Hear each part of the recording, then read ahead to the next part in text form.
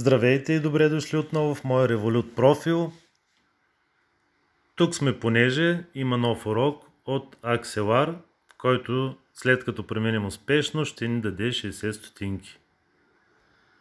Хайде да видим какво искат и да започнем с урока. Запознайте се с Axelar. Значи той е направен на 3 стъпки, всяка от която ви дава по 20 стотинки. Преминаваме към първа стъпка. Запознайте се с Axelar. Запознаваме се. Какво е Axelar? Тук няма да четем кой знае колко. Ако искате, вие си го прочетете за лично знание. Аз ще премина направо към отговорите, които имам, към въпросите и отговорите.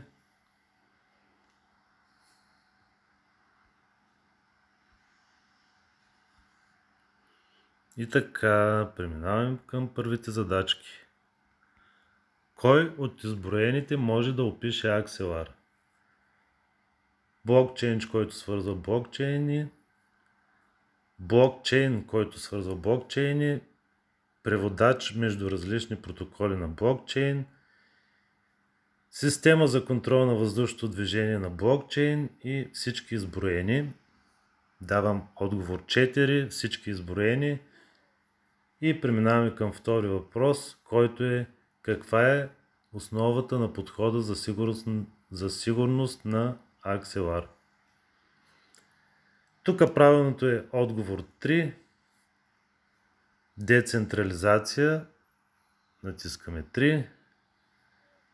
Кое от следните твърдения е вярно? С Axelar потребители трябва да знаят коя блокчейн използват приложенията в бекенд. По-настоящем Axelar все още не е свързан с никакви блокчейн вериги. С Axelar приложенията могат безпроблемно да се интегрират с всеки блокчейн. И това е правилният отговор. 3. Изпращаме. И 20 стотинки вече са при мен. Преминаваме към втори урок. Извинете. Така, втори урок. Тук отново има доста за четене, но който иска трябва да го научи все пак, за да после може да се отговори на въпросите. Как Axelar признава валидаторите и притежателите на токени, които надежно защитават мрежата? Тук верният отговор е 1. Чрез разпределяне на награди и дял от таксите за транзакции в мрежата. Отговор 1. Кое от следните твърдения е вярно по отношение на икономиката на токените на Axelar? Тук верният отговор също е 1. Най-добрата структура на мрежата ще бъде определена от притежателите на токени Axelar. Отбелязваме 1. Изпращаме и вуаля! Още 20 стотинки са при мен. Преминаваме към следващия трети и последен урок. Междуверижното бъдеще на Axelar. Тук съответно има още доста за четене. И тук има. Продължаваме напред. И стигаме до въпроси и отговори. Където?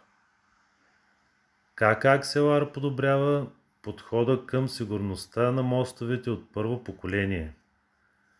И верният отговор е 2.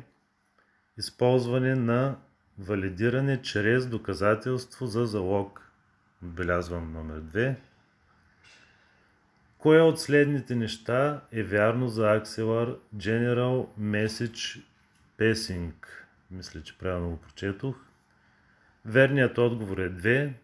Позволява на приложенията да изпращат и получават логика в различни вериги, като насърчава интеграция между веригите. Отбелязваме 2.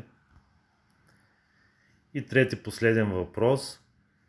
Какво отличава разработката на Web3 от традиционната разработка на приложения?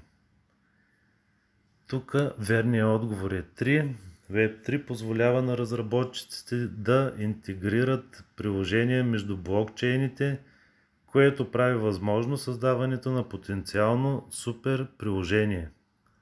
Айде да видим верно ли е. Изпращам. Както видяхте, всичките отговори са верни, така че спокойно може да си изгледате това видео, да ги отбележите и да си вземете поредните 60 стотинки, които Revolut ни дава.